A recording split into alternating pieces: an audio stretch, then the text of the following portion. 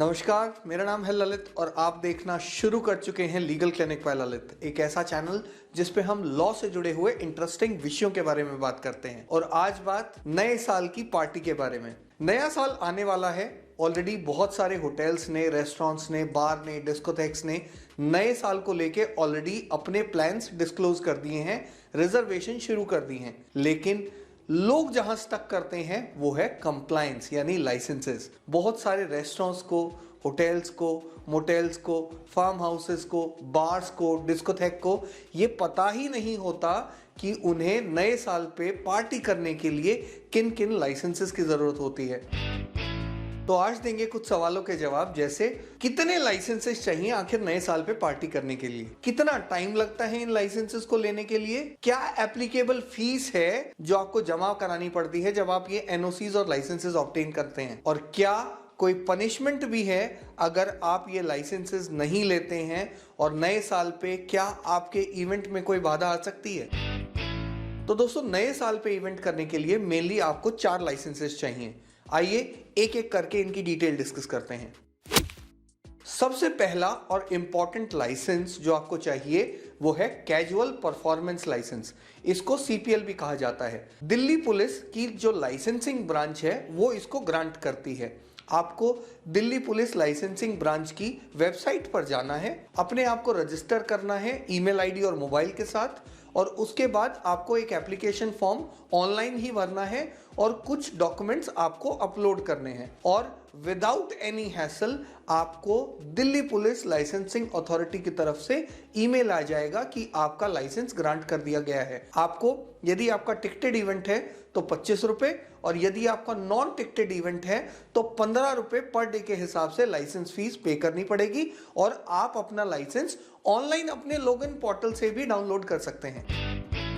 Number 2, NOC from entertainment department of GST. देखिए, जब भी आप कोई नए साल का इवेंट करते हैं तो उसमें स्पॉन्सर्स होते हैं। बहुत सारी कंपनीज, चाहे वो लिक्कर कंपनीज हैं, चाहे वो फूड कंपनीज हैं, चाहे वो और कोई कंपनीज हैं, आपको अपनी ब्रांडिंग और लोगो यूज करने के लिए आपको एक पर्टिकुलर अमाउंट पे करती हैं, या कुछ एक स्पॉन्सरशिप का मटेरियल देती हैं जो आप नए साल पे यूज करते हैं। लेकिन क्या ये स्पॉन्सरशिप और ये फ्री मटेरियल जो आपको मिलता है ये नॉन टैक्सेबल है? जी नहीं, आपको एक जीएसटी अमाउंट इस पर पे करना होता है। तो आप कहां पे करेंगे? आप पे करेंगे एंटरटेनमेंट विभाग जीएसटी में। आप यहां पे जाइए, अपना जो भी आपका टिकट का ब्रेकअप है, जिसमें आपने एक एंट्री चार्जेस रखे हैं, एक फूड चार्जेस रखे हैं, एक बेवरेज के चार्जेस रखे हैं, आप उनको डिस्क्लोज कीजिए। आप बताइए कि आपके पास यदि कोई स्पॉन्सर है तो वो कितने अमाउंट की स्पॉन्सरशिप आपको दे रहा है। आप एप्लीकेबल टैक्स को जमा कराइए और आप उनसे जीएसटी एनओसी ऑब्टेन कर लीजिए, और उसके बाद आप इवेंट कीजिए।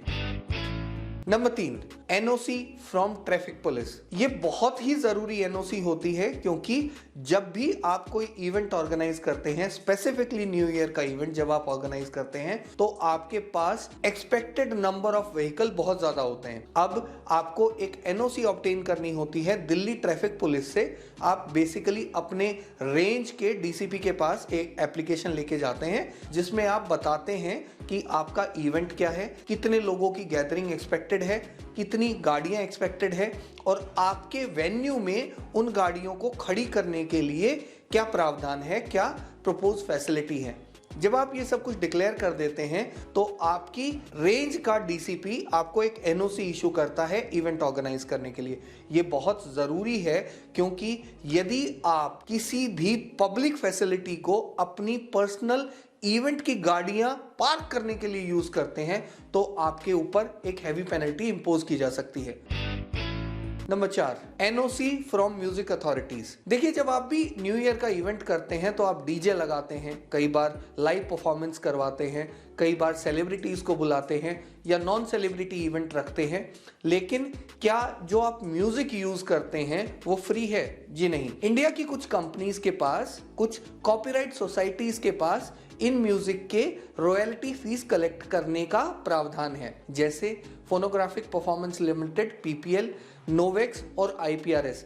ये मेनली 3 बॉडीज हैं जो इस म्यूजिक के बिहाफ पे आपसे रॉयल्टी फीस कलेक्ट करती हैं। आपको अपनी डिटेल के साथ इन अथॉरिटीज को अप्रोच करना है और बताना है कि आपका इवेंट कितने लोगों का है, कितने टाइम तक आप म्यूजिक प्ले करना चाहते हैं, कौन से गाने प्रपोज्ड हैं जो आप अपने इवेंट में प्ले करेंगे, प्लस आपके यहाँ पे कोई सेलिब्रिटी आएगा या नहीं आएगा, और based on all these things they will calculate a royalty fees जो आपको जमा करानी पड़ती है। और जब आप रॉयल्टी फीस जमा करा देते हैं तो आपको इन कंपनीज की तरफ से एक NOC इशू की जाती है। डिपेंडिंग अपॉन कि आपका इवेंट क्या है, आप इन तीनों कंपनीज में से किसी भी कंपनी जो एप्लीकेबल है उसका लाइसेंस ले सकते हैं।